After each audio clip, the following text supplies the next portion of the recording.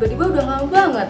Kayak cuma 5 menit, tapi ujung-ujungnya malah 1 jam.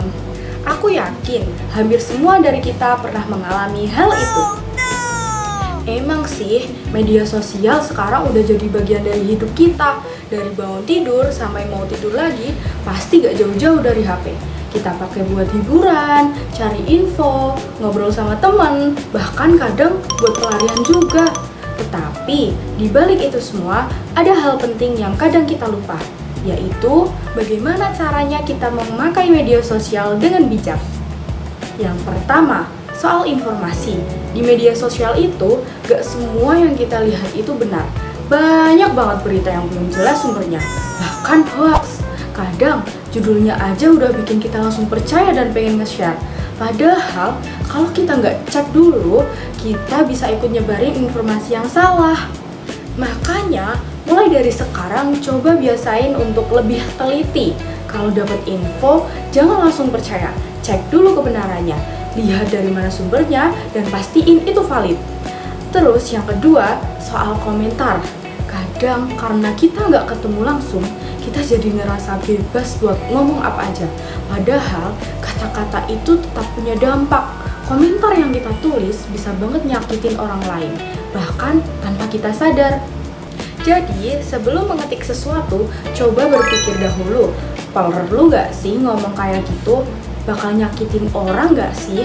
Kalau nggak penting, mending nggak usah. Yang ketiga, jangan terlalu sering bandingin diri sama orang lain. Ini sering banget kejadian. Kita melihat kehidupan orang di media sosial, terus ngerasa hidup kita kurang. Padahal yang ditampilin di media sosial itu biasanya cuma bagian terbaiknya aja. Semua orang pasti punya masalah. Semua orang pasti punya perjuangan masing-masing. Cuman gak semua orang ditunjukin, gak semuanya ditunjukin. Jadi gak perlu merasa tertinggal, fokus saja sama proses kita sendiri. Selain itu, kita juga harus lebih hati-hati soal privacy.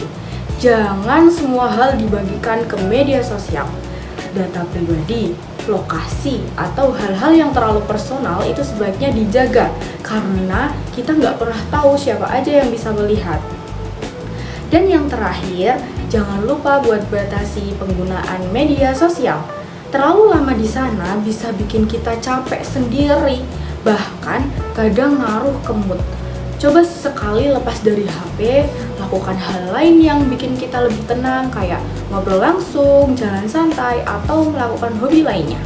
Intinya, bermedia sosial itu bukan sesuatu yang harus dijauhi, tetapi harus digunakan dengan bijak. Kita tetap bisa menikmati, tapi juga harus sadar batasannya.